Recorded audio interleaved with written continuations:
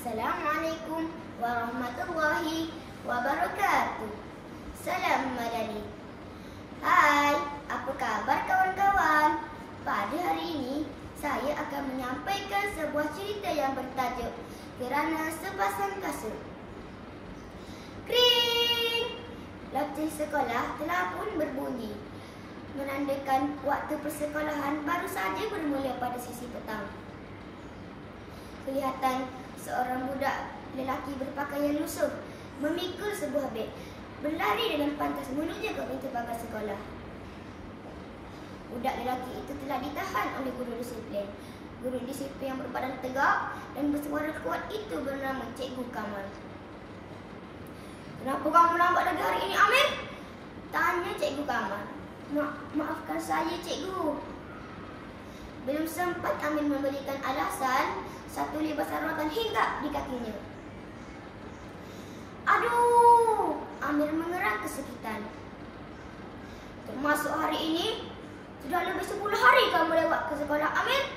Cikgu tidak mahu mendengar alasan kamu lagi.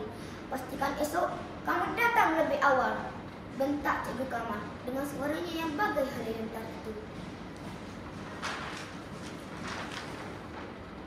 Amir merupakan seorang pelajar yang datang daripada sebuah keluarga miskin yang tinggal di ceruk kampung. Dia mempunyai seorang adik lelaki bernama Amzar. Ibunya bekerja sendiri seperti menjual sayur-sayuran yang ditanam untuk menyara hidup mereka. Ayahnya pula sudah lama meninggal dunia. Kehidupan mereka ibarat kais pagi makan pagi, kais petang makan petang.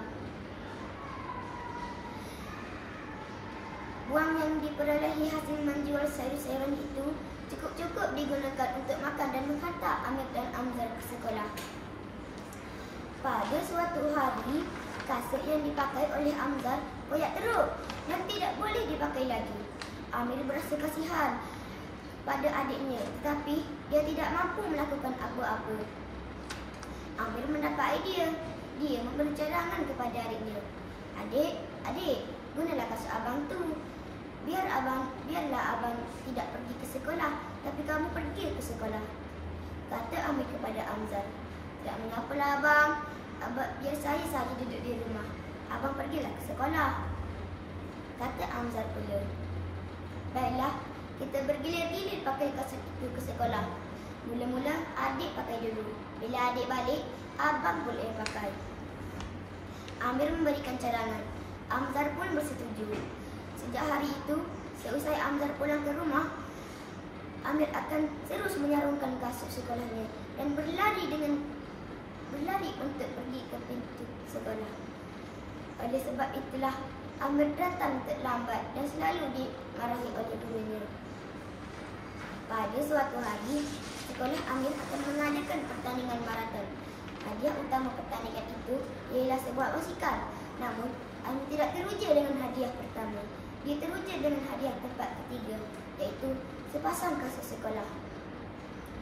Oleh itu, Amir mengambil keputusan untuk menyertai acara tersebut dan dia merancang untuk mendapat kasut untuk adiknya. Kawan-kawan, Amir sudah bertekad di hati ingin membantu adik sendiri. Amir masuk pertandingan berlari tempat ketiga ingin dimiliki. Hari pertandingan telah tiba. Amir berlari sekuat hati dia. Semua peserta ditinggalkannya. Amir mendapat tempat pertama. Amir menangis teresak-esak kerana dia telah berjaya mendapat tempat pertama. Amir menangis bukan kerana dia gembira, tetapi dia sedih kerana tidak dapat menunaikan hajatnya mendapatkan kasut untuk adiknya.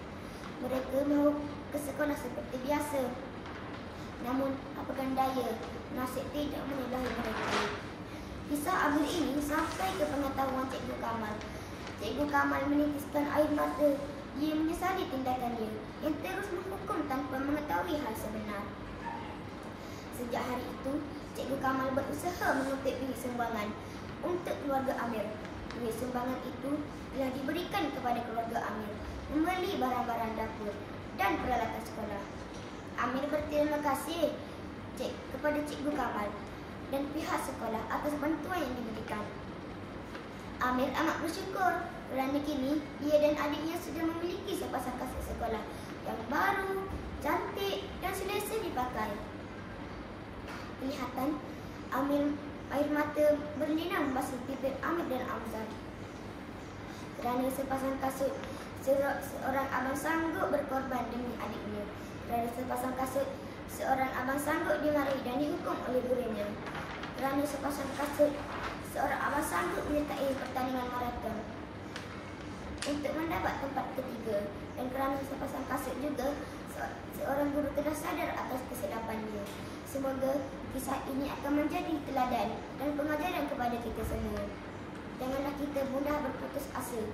Usaha dan terus berusaha, pasti kejayaan menjadi milik kita. Andai kita gagal di pertengahan jalan, jangan berhenti kerana pasti ada sinar harapan. Sekian dan terima kasih.